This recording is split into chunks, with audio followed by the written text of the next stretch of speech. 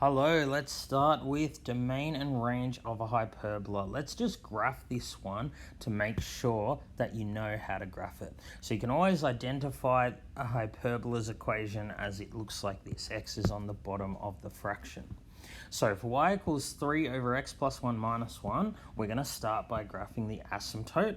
So the vertical asymptote is x equals minus 1. Vertical asymptote, always the opposite of this number here. It's the value of x that makes the denominator 0. And the horizontal asymptote is always y equals this number here. So this one will be y equals minus 1. So x equals minus 1 is a vertical line like this. Y equals minus 1 is a horizontal line that goes like this. Now when you're graphing parabola, you need to look at the value of a, which is this value here. If that value is positive, then the hyperbola lives in this quadrant, top right and bottom left. And of course, if a is negative, it lives in the top left and bottom right. So because a is positive here, it'll be up here and down here. So usually what people need is one other point. You can substitute in any point you like. So for example, if x equals 2, you get 3 over 3, 1, minus 1 is 0. So it goes through this point here. And then down here, let's pick the point, say x equals negative 2. You'd get negative 3 minus 1, which is negative 4. So negative 2 minus 4 would be down around here, and you know it gets closer and closer to, but never hits the asymptote. And always make sure that you put some arrows on the end. Okay, so that's what the graph of a hyperbola looks like. So what would be its domain and range? Well, hopefully you can see here that there's only one value that x can't take, and that's this minus 1. X can never hit that value. So we can write the domain as just x is not equal to minus 1. Okay, similarly for the range, there's only one value that it can't take. That happens to be minus 1 as well here. So when you're finding domain and range of a hyperbola, so that's an equation that looks like this, the domain is just going to be x does not equal whatever negative b is, and y does not equal negative c. Other than that, these two can take whatever values they want. Make sure you have these squiggly brackets to denote set notation. Now, if you have to write it in interval notation, it's a bit harder. How would we write this in interval notation? It's every value except negative 1. So we go from negative infinity to negative 1. We use round brackets because we don't include that value. And then we write union, and it'll be negative 1 to infinity. This is a bit harder to understand, but if you specifically ask for interval notation, that's how you write x does not equal minus 1. It can take any value from negative infinity to infinity except minus 1 because of these round brackets. All right, let's look at domain and range now of a parabola. So we know that the equation of a parabola can always be written like this, and then you can use completing the square to make it look like this. So the value of a determines the type of turning point. So if a is positive, you have a smiley face and a minimum turning point, and if a is negative, you have a frowny face and a maximum turning point. So for all parabola, the domain is always going to be all real numbers. So you can write it like this. This is in set notation, where I have the squiggly brackets, or you can write it as minus infinity to infinity. Remember, interval notation, you always have to put the lower number on the left. So it's easy for domain for parabolas, but what about the range? So the range is determined by the turning point. If it's a minimum turning point, it'll be y is greater than or equal to a number. And if it's a maximum, y is less than or equal to a number. So how do we get that number? Well, we find the turning point, and we can use completing the square to take it from this form to this form.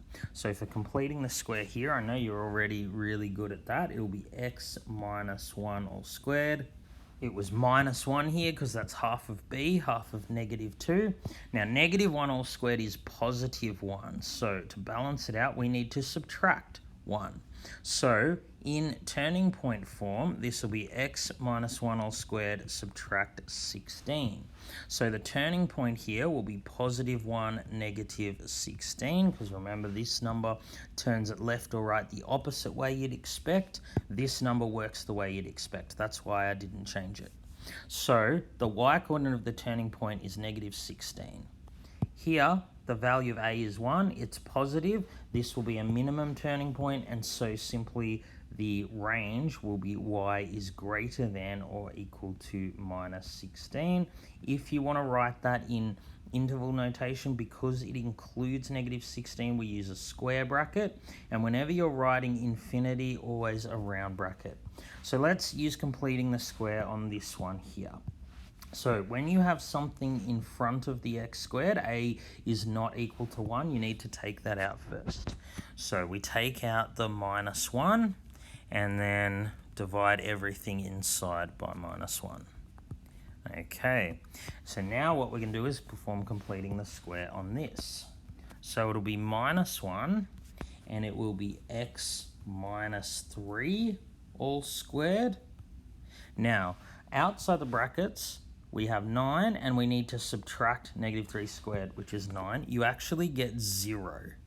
So we don't actually need to write that. This is just the graph of negative x minus 3 all squared. Okay, so the turning point here will just be 3, and because there's nothing outside the brackets, the y value will be 0. So what will be the range of this? Because we know the domain, it's got full domain. The range will just be y is less than or equal to a number. What is that number? The y value of the turning point. So the range here will be y is less than or equal to 0. And in interval notation, that means anything from negative infinity to 0. We're including 0, therefore square bracket. All right, let's now look at linear. So linear graphs are almost always functions. So all of these ones in blue, they are functions. They will all pass the vertical line test. The only one that won't is if you have something like x equals minus 2, because x equals minus 2 is a vertical line. It will fail the vertical line test. But all of these other ones will. For example, y equals 1 minus a quarter x. So y-intercept is 1, gradient's minus a quarter, so we go across 4 and down 1, it'll be this line here. Clearly, this passes the vertical line test. Anytime you draw a vertical line, it will hit this graph only once. All right, let's now have a look at piecewise functions. I'm not actually sure if you've seen piecewise and hybrid functions, but I thought I'd just better mention them in case. So this is where you have sort of two functions put together. That's what hybrid kind of means. So how do we graph something like this? Well, this means I graph y equals x plus 1 over this side when x is less than 2, and I graph y equals 2x over this side. So y equals x plus 1, it has a y-intercept of 1, gradient is 1, so we go across 1, up 1, and it goes like that. We actually, however, stop at x is 2. So when x equals 2, then y would just be 2 plus 1, which is 3. Now, because we're not including this value, it's x is less than 2, not including that, we go an open circle. So this is that part of the graph. Now, for y equals 2x, when x is 2, y is 4. So I'm going to include that value, so shaded circle, and it's going to go up like this.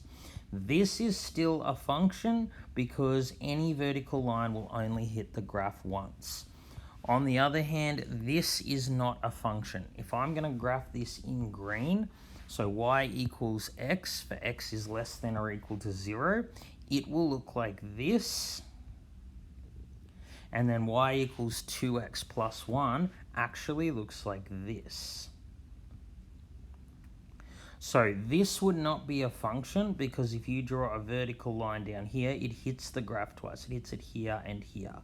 Because I include both of those shaded circles and not those two values. So sorry, I'm not 100% sure if you really need to know this for the test, but I just thought I'd better mention it in case. All right, let's now look at circles. So circles have the equation x plus a squared plus y plus b squared equals r squared.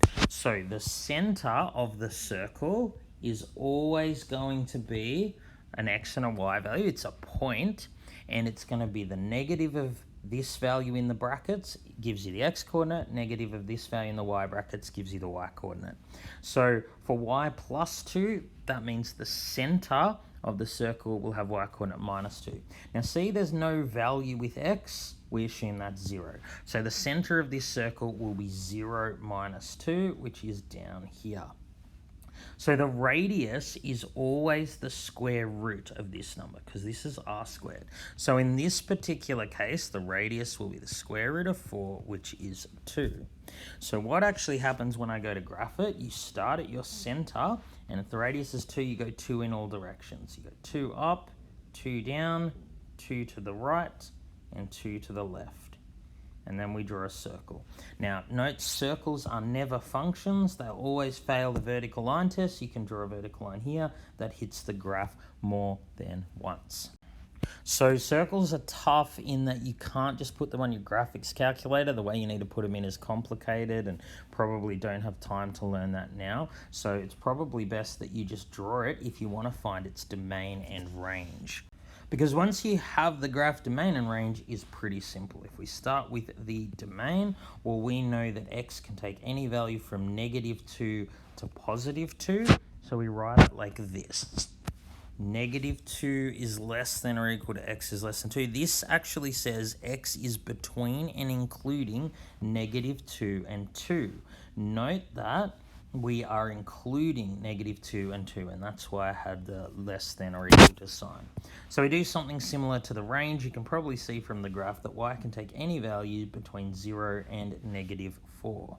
So we write -4 is less than or equal to y is less than or equal to 0. Once again, you read this as y is between and including -4 and 0.